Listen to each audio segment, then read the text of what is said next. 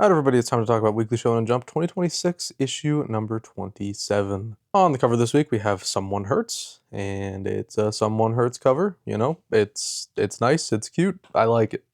Not a whole lot to say about it, but it's cool. There is a lot of news to talk about this week. We have a new series batch coming in, which also means a new axe wave. I'm thinking only 2 axes this time because we do still have an empty slot from the last wave, but we'll see. I don't know. Maybe we could lose all 3 of these. This week, the unfortunate first victim is Alien Headbutt, and I will be talking about that extensively at the end of this video during the Alien Headbutt segment. So just go check that out. You can skip right to it if you want to hear my thoughts immediately, but a lot to say about that one. But in its place, and likely Kineto's magic place as well, we have 3 new series starting over the next 3 weeks. Starting off with a series called Animal Signal by Haruhara Robinson.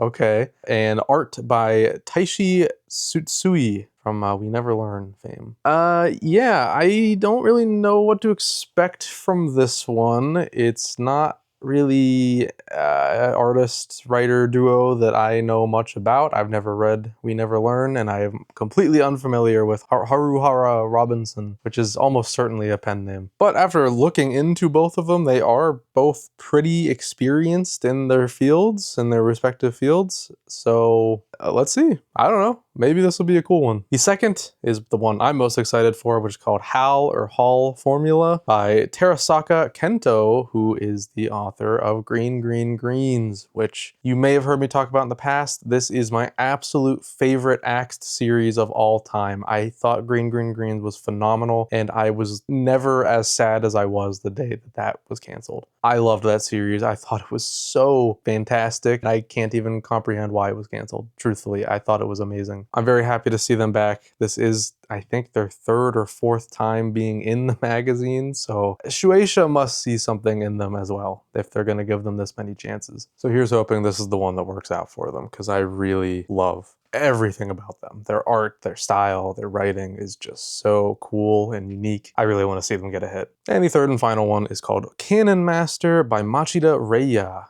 Looked into them, and they're just kind of your stock standard new series writer. It's a pretty inexperienced mangaka with just some one-shots under their belt. So we'll see how that one goes. I guess I'm looking forward to it, but there's nothing like super exciting other than the Green Green Greens mangaka returning. That's pretty much the only thing I have any real excitement for. But we'll kick things off next week with Animal Signal, I guess. So be there, be square. But in the meantime, we have an issue of Jump to talk about. Let's do it.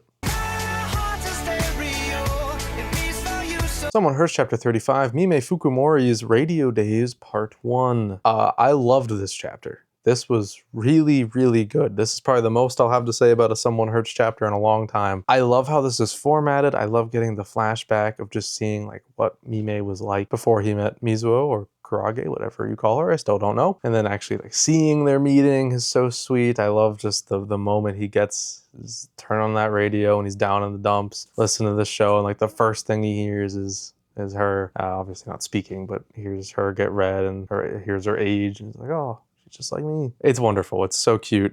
I loved this chapter a lot. This is just, I was like locked in the whole time. Like I was completely focused and zoned in on every word. This is the stuff I'm really interested in. I really wanted to know all this without even really realizing that I did want to know it. And it also just works as a great build up to the finale of the chapter where he does get read on the show, and seeing Mizuo root for him wholeheartedly is just so adorable. The stakes feel so high for something that's so not intense in any capacity. Really, really good stuff.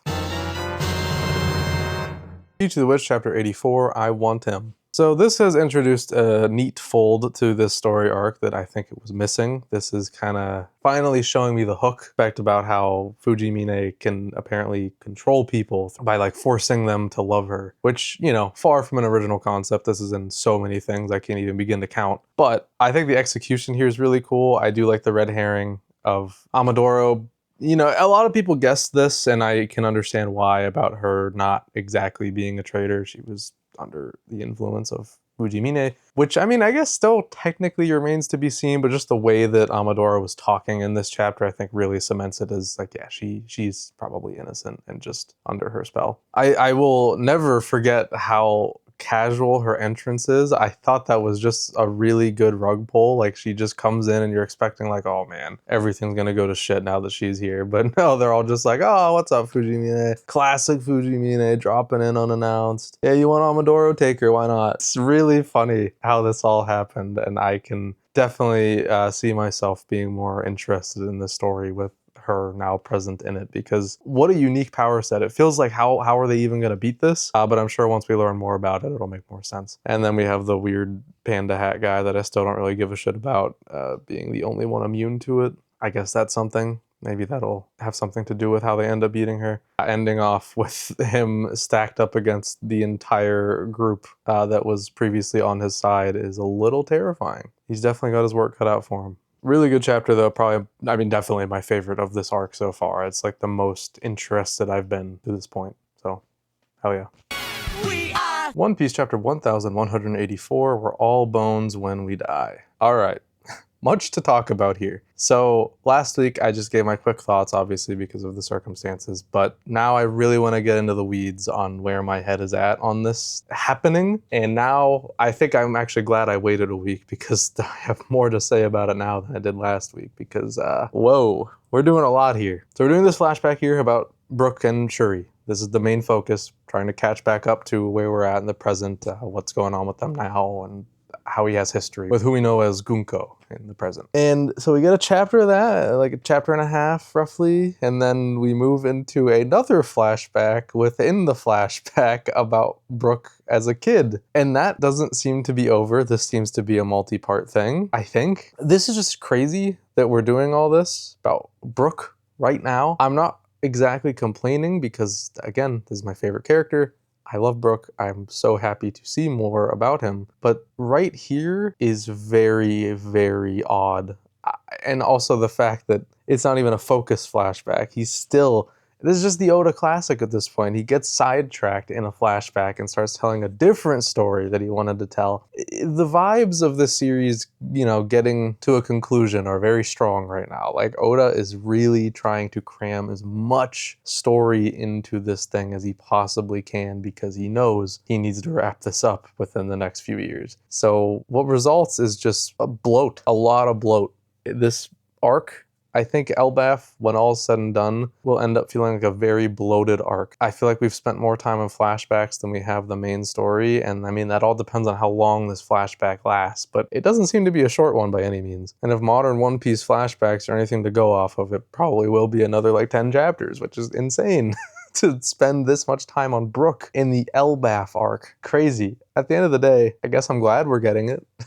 It's a really random placement, but I'm glad it's here. I'm ready to read this. I just think Oda is having a hard time figuring out where he wants to place things because of how little time he probably thinks he has left to not his life. That made it sound grimmer, but like to write to this series. He knows he needs to end it, and he's got too many ideas floating in his head. So Elbaf is suffering because of that, I think. There's still a chance that by the time this ends, I'll have a different view of that. Maybe this will all come together in a cohesive way, and it'll be like, oh, okay, of course, it had to happen here. I'm just not seeing it right now. But anyway, as of the chapter itself, I thought this was really good. I just love seeing more about Brook. I like getting to know the early parts of his life before the Rumbar Pirates, and I'm excited to see how he gets to the point of joining the Rumbar Pirates. I can kind of see a path forward just because of what we know from Brook talking about these events in Elbaf. I'm sure this will all befall in tragedy, and he'll have to just kind of take to the seas. Really good chapter, though, on its own.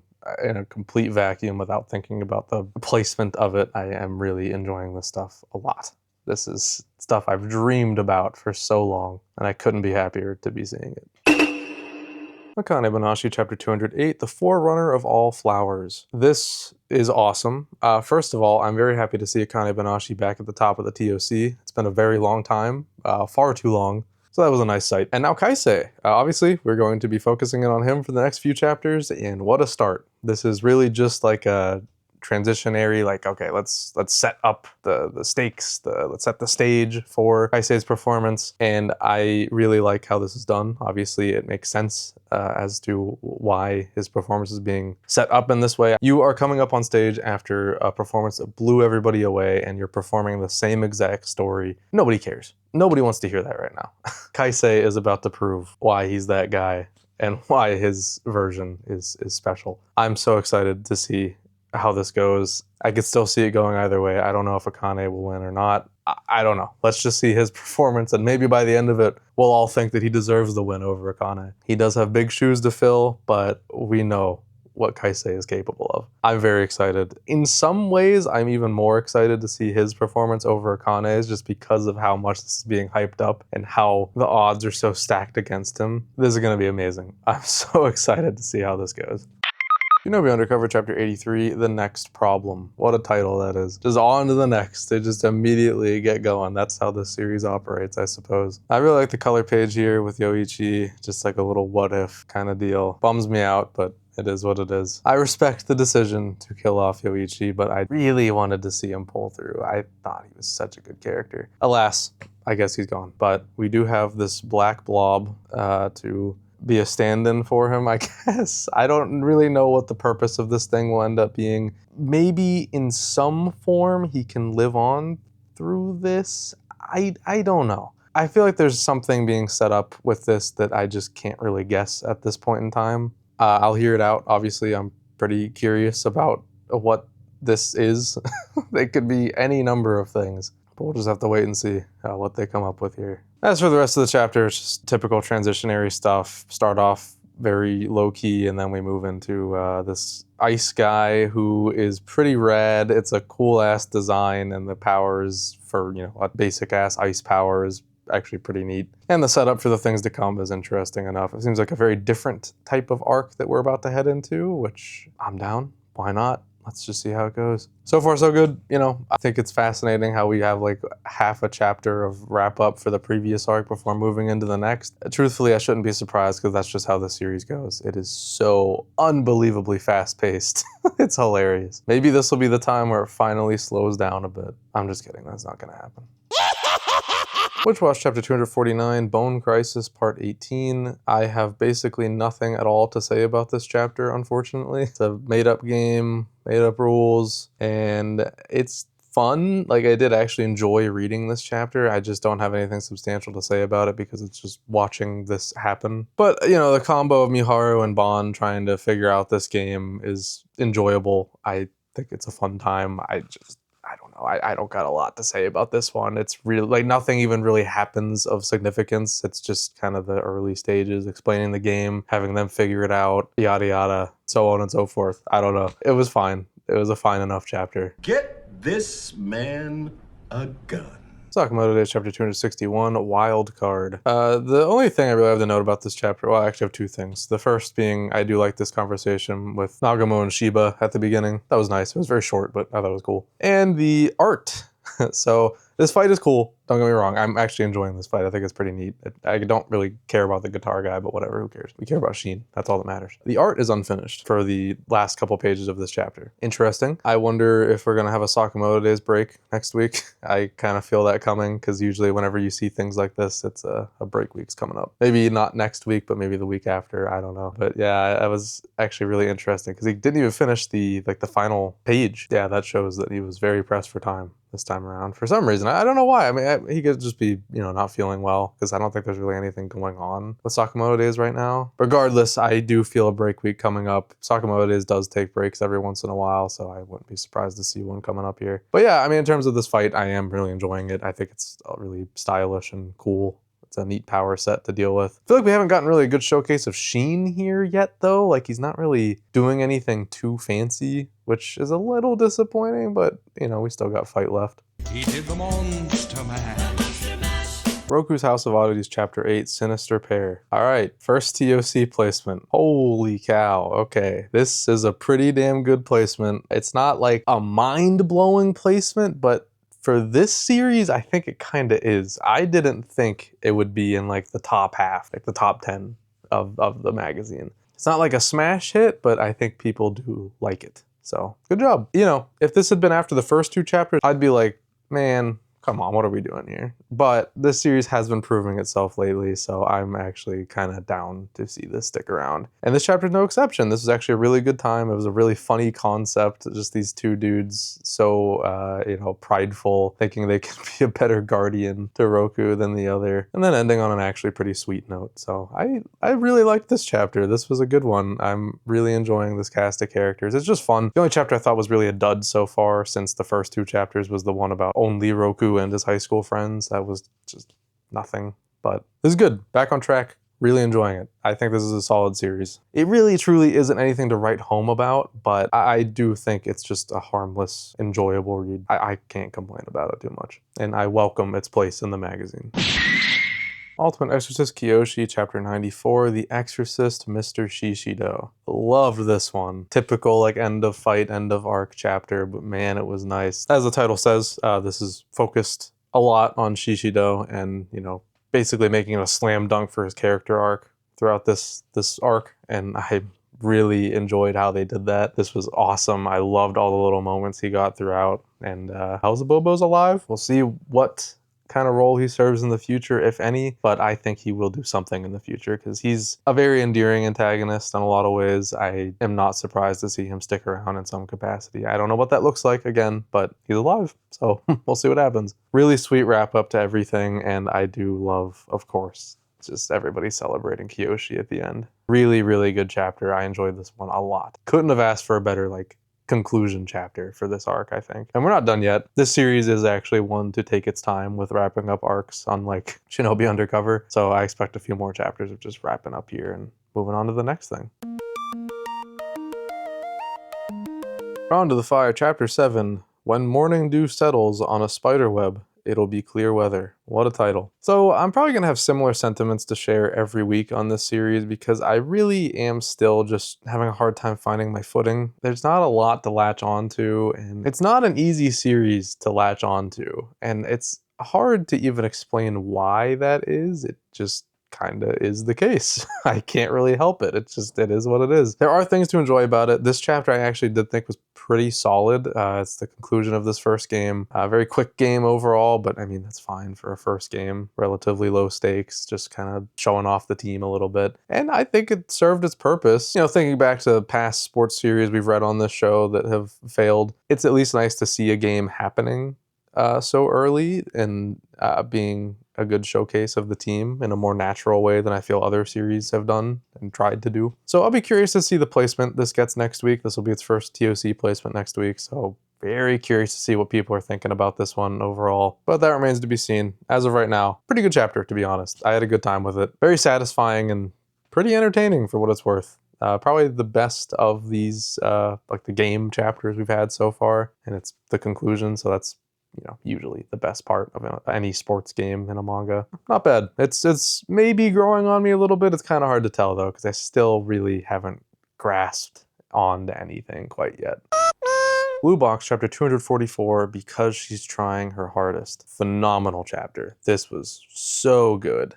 I love everything about this. I love Taiki just kind of reflecting on himself during this game. He's in a very self-reflective mode, thinking about all the people he's met during his time in high school, and of course Chinatsu, and also the reveal to us that she's going to be studying abroad next year, apparently. So that's a little sad, but I don't really think this will affect their relationship in any significant way. It's just, I don't know, it'll make for a sad goodbye at the end. You know, actually, this is kind of a weird fold to introduce at the end of the story, because, like, there's no way we're going to end with them, like, departing, like, going separate ways. They have to be, like, together in the same place by the end of the series. I don't know. We'll see how that goes. I'm not really sure, actually, how to feel about that, but I like how he takes it on the chin. He's just like, yeah, go for it. You're trying new things. I'm happy for you. I'll see you when you get back. That's a very sweet notion. And as far as the game itself, we didn't really get to see a whole lot of it. It's more so just the internal thoughts of Taiki going on here. But what we do see of the game, very cool. Taiki's turning this thing around. There's still definitely a chance for him to win this. I don't know. It could go either way, truthfully. Either way. It's the same thing going on with Akane-banashi right now. Either person could win. Ending vibes are getting stronger. I'm feeling like we're getting very close to the end. It'll probably be over within the next few months for sure. Like, we're getting down to the wire on this one. But that's all a conversation for another day. As of right now, very good chapter. I loved this one. Class 2B Hero Destroyerz Chapter 6 is a very funny title. 40% uniform screen tone plus 30% hair screen tone equals 70% pain in the butt. It's a very meta title. I think he might be having some regrets on how he decided to stylize these uniforms. This is a lot of screen tone in this series, that's for sure. Another really good chapter.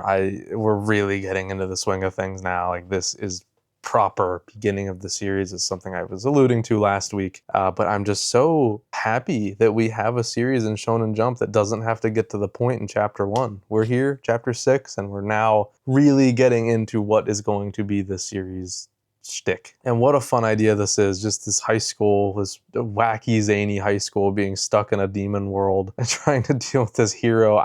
The whole like subplot throughout this chapter of dealing with this hero who's not even dead, but they first think he is dead, and now dealing with the alive hero is like just as funny. I love all this. It's also kind of like evolving from a toilet humor, which is nice because that can get tired after a while, but I still have a feeling that it'll come back every once in a while. It just won't be like the main focus. Yeah, I mean, this series just continues to be so well made and professionally done. I love the drip feed of information we're getting, slowly learning more about the world from different people and setting up the stakes. We're going to be taking down a bunch of heroes. That is such a fun idea. I really love the whole idea of this series, and I just can't wait to read more every week. This is just so damn solid. Really, it makes me want to check out Gintama, which I mean is something I've always wanted to do anyway, but it's unfortunately just not very accessible unless I watch the anime, but that feels like sacrilege to me. Truly fantastic chapter, seriously. I just love everything that this series is doing right now. It's so impressive, so entertaining, so solid. Cannot wait for more.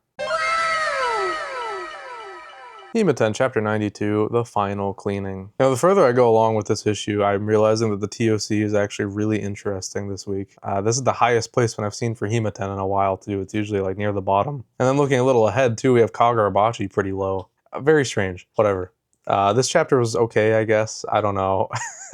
This series is really weird right now. It's focusing so hard on Himari to the point where I'm wondering why Honoka even exists anymore. We haven't resolved that, you know, that's not a done deal, but it feels like we're about to move like all the way with Himari, like something huge is about to happen. She's gonna confess or some shit's gonna happen. I don't know, man.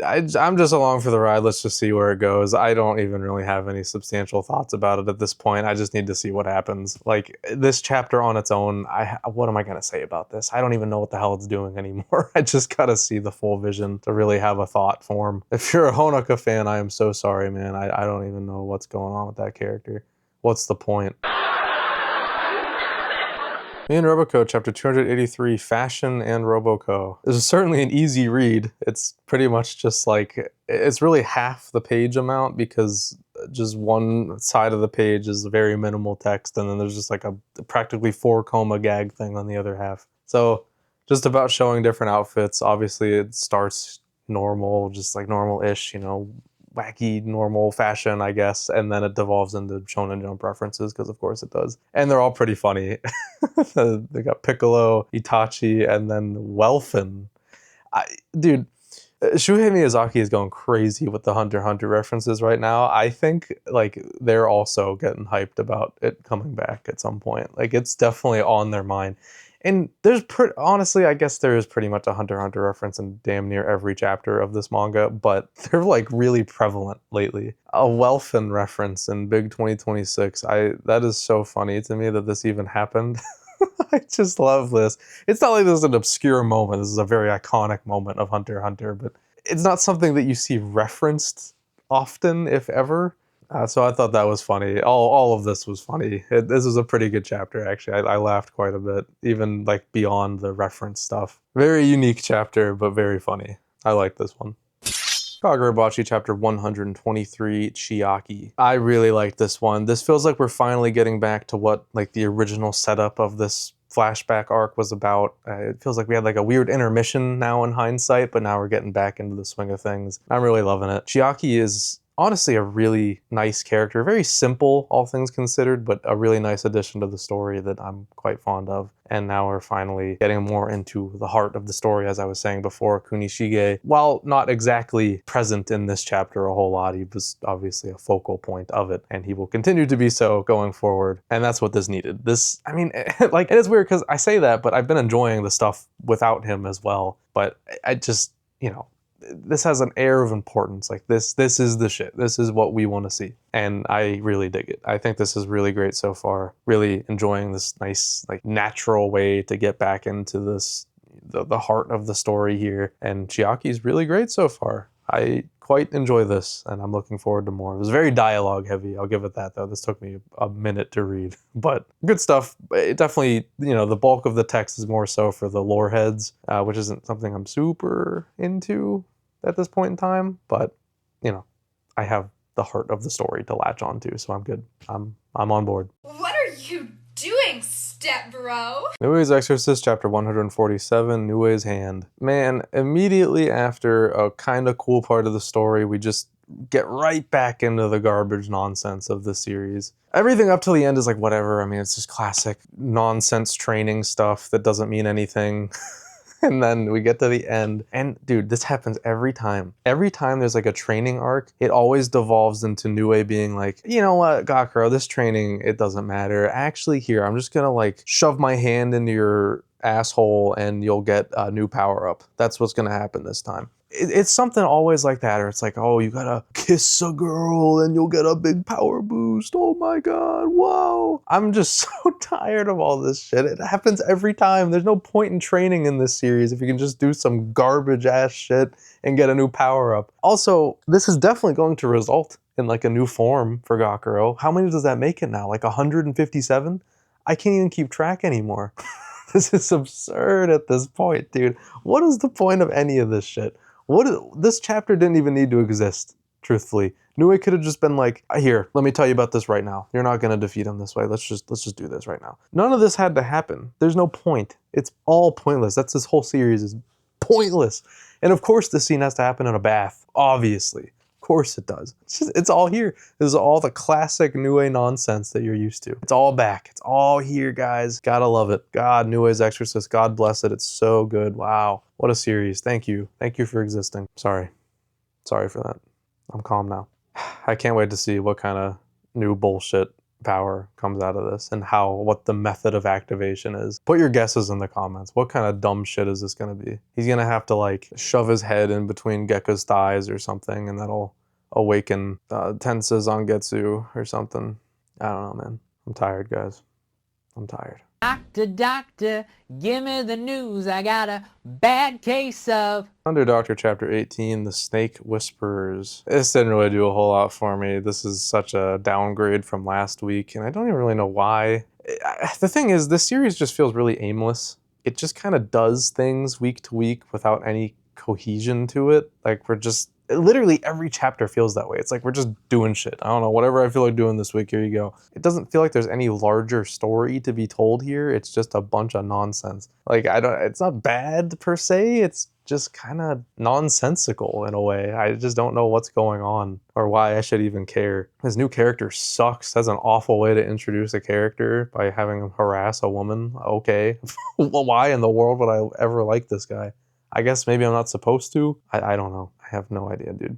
This wasn't it. This just didn't really lock in on any of the aspects of the series I like, and it went in like a whole new direction. It's not even exactly action focused. It's just like a mystery about his past and stuff that I could not possibly care less about. This is not what I'm here for. It's just a very aimless series. That's the gist of the story here. It's meandering. Kianto's Magic Chapter 17, Maka-Renge and Racing Hearts. My first instinct would be to say that this series is ending next week, but there's just like no way. How would you end from where it's at right now? Is this gonna like survive? It's just like, it doesn't feel like it's anywhere close to an ending. Unless it goes for the classic, just like abruptly stop the story and be like, oh, the adventure continues, which maybe it is possible. I mean, honestly, this chapter wasn't even that bad. It wasn't like good really, but it had some cute, funny moments, but it's still just not doing anything for me. I suppose this chapter ultimately is harmless, but it's not good. So What does that make it? I don't know. It's just a manga that's running in Shonen Jump. That's pretty much all I got to say about it. It was alright. Alien Headbutt, final chapter, Over the Planet. Oh my god, guys. What is this? Not the chapter. The chapter was fine. I'm just talking about the fact that it ended at chapter 16. Shueisha hated this one. They despised it. I'm so upset because, guys, I gave the first chapter of the week. That is high praise. That was never done before on this channel. I've never given the first chapter of something chapter of the week. This is the first, and I thought it deserved it. It was a fantastic first chapter, and it was so good until, you know, the axe warning came, and then it just had to start speeding up, and it wasn't really good after that. But it was good. There was so much potential. This is such a fun series. I don't understand, why did Shueisha or Japanese audiences or whoever not like it? What's the problem with it? It's fine. It's cool. It's just a really enjoyable series. There's been so many series, even to this day. Nue's Exorcist. This is way better than Nue's Exorcist, but Nue's Exorcist has lasted for an ungodly amount of time and is still going. What makes this one so much worse than other series to be canceled in 16 chapters, dude? That is abysmal. That is so bad. It's embarrassing. Like, series don't end in 16 chapters. That is practically unheard of unless it's a mega flop, which unfortunately I guess this one was. I'm just so upset about this. Like, even just looking at this final chapter, man, there's so many cool art moments. It's really awesome action. It's exciting. It has a kind of an emotional payoff at the end of him reuniting with his whole family. It's very sweet. And even the final page I think is really cool. It's, you know, an adventure continues kind of deal, but it's sick. He just keeps going out there. I guess he stops being a wrestler and just fights aliens for the rest of his days. Hell yeah, man. That's cool. But it's just so frustrating thinking about what this series could have been if it had been allowed to live. Why was this series done so dirty? I just can't wrap my head around it. It's such a damn shame. What could have been, guys? Like, this one kills me. This series was really good, I thought, for a time. They just completely dropped it, man. They didn't even give it a chance to breathe. It's just gone. 16 chapters, man. That is so awful. I'm so frustrated by this. I'm sure you can tell. This is killing me. What the hell, dude? Why was this allowed to happen? I can think of so many other series that deserve to be canceled in 16 chapters far more than this. Gonron Egg lasted far longer than this. What the hell is that? Are you kidding me? Gonron Egg. You're gonna let that last longer than this. This has heart, this has substance, there's something here. Gonron Egg had nothing, yet it lasted like 21 chapters or whatever. Unbelievable. I'm so upset about this. I can't even find the words to say. I will remember the series fondly. I'm very frustrated about how it was treated. This one hurts bad. Load of nonsense. I'm just, oh, I'll never get over it. This one's for you, Shueisha.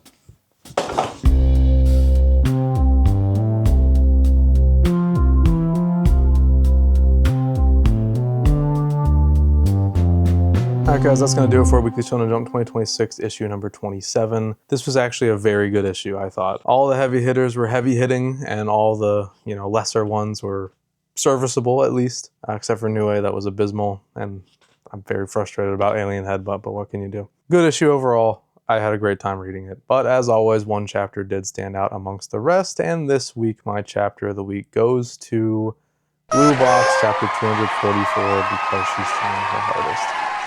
I just thought this was so sweet. A nice little exploration of Taiki's mind during this game and the journey he's been on and culmination of everything he's been through. And I thought it was really sweet. It's also on the up and up in the game itself, so we'll see how it goes, man. Very much anticipating how this game turns out. Loving this, you know, final section of the story so much so far. Next week, the first of the new series batch is starting with Animal Signal taking the cover, of course. See how it goes. I don't know anything about it. I didn't read a synopsis. I don't even know if the synopsis is out yet. But yeah, I don't know. See how it goes. I think One Piece is off next week and maybe Sakamoto Days just based on the unfinished art, but it could go either way. I don't know. Yeah, that's all I got for this week. Thank you so much for watching. Remember to like, subscribe, and comment with your thoughts on this issue. Let me know your chapter of the week, your least favorite chapter of the week, or anything else you'd like to tell me about from this issue. And remember, you can also become a channel member at 3 tiers. You can click the join button to see what tier works best for you. You get things like early access to new videos, emotes, exclusive monthly videos, name in the credits, and if you join at the highest tier, you will get your name read out loud right now. So thank you to DJ Tenga and Milu Kitty, Braden Farrell, Halfpipe, Rafker, The Cosmer64, Cosmic, Key to the Skies, Iliadis, Noobs Rock, Dan, and The World's Worst. Thank you all so much for your support, and thank you all for watching, and I will see you guys in whatever you decide to watch next. Take it easy, guys.